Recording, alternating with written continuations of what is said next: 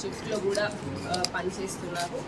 Election సంబంధించిన మనం పెట్టిన అన్ని టైప్స్ ఆఫ్ కంప్లైంట్ మెకానిజమ్స్ కానీ ఆన్లైన్ మెకానిజమ్స్ కానీ అన్నీ కూడా ఒకే ప్లేస్ నుంచి మానిటర్ చేయడానికి క్రియేట్ చేయడం జరిగింది. సో దాంట్లో ఇప్పుడు వరకు మనకి విజిల్ పద్ధతిలో దాదాపు 121 కంప్లైంట్స్ వచ్చాయి. దాన్ని పూర్తిగా డిస్పోజ్ చేయడం జరిగింది.